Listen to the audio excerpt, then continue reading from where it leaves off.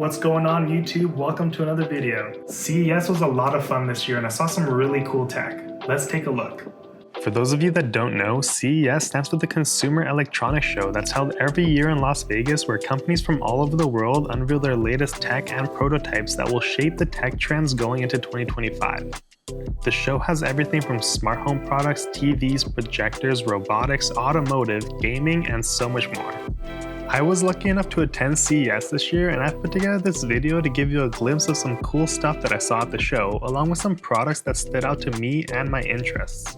I create a lot of content in my home office, gaming setup, and living room, so I was very excited to check out the latest tech in home, televisions, projectors, and of course, gaming. I stopped by the LG showcase, and they had a crazy chandelier-looking display made out of their transparent TV technology that was really cool. They even had a microwave that you could live stream on Instagram from, which was hilarious, along with all sorts of smart appliances.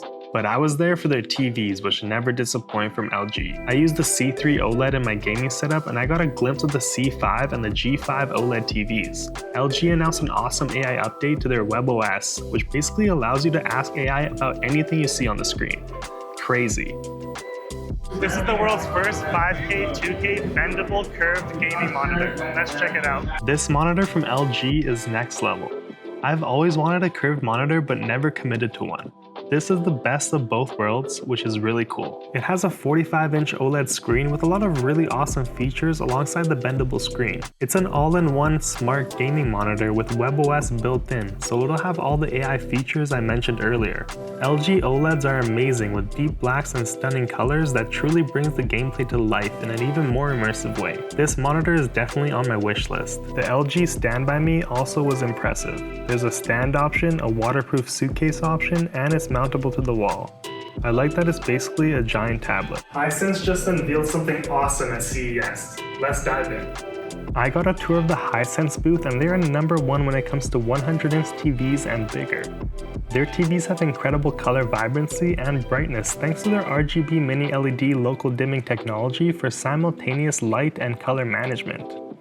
I have a Hisense TV in my living room and I absolutely love it, so I wasn't surprised to see them win a bunch of awards at CES. I need me a 100-inch TV now that I'm seeing these. They also have their Canvas TV on display, which were really unique for showcasing art when not using it as a TV. Home projectors are getting better and better every year, and I saw some awesome ones at CES. Let's take a look at some of my favorites. There were a crazy amount of projectors at CES, so there is no way I can cover them all, but one really stood out to me from Hisense.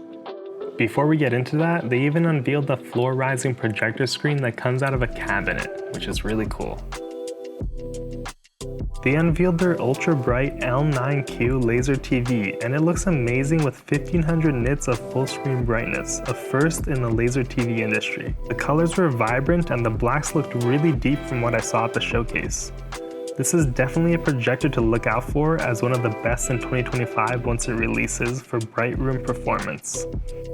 I also enjoyed trying out the PX3 Pro from Hisense. It's actually sitting in the box in my living room right now, so stay tuned for a brand new home theater build video soon. It's an elite projector. You're looking to build a gaming PC? Well, Asus has it all. Everything from PC build hardware, gaming tablets, handhelds, and laptops, Asus is constantly improving their products. I was impressed with this year's ROG Strix laptop with 64GB of RAM and a 5080 inside. It could literally replace my desktop if needed. The ROG Zephyrus now features up to a 5090 in the G16 and a 5080 in the G14. That's a much needed boost from last year's model, and they managed to make it only slightly thicker. I love the minimal design and gaming performance on this laptop. If you're looking to build a gaming PC like this one with a lot of white components, you gotta check out Gigabyte. When it comes to gaming hardware in 2025, Gigabyte does not disappoint. This all-white 5070 from Gigabyte is calling my name, and I might have to get a build going with it this year. Gigabyte always has some of the cleanest all-white PC components.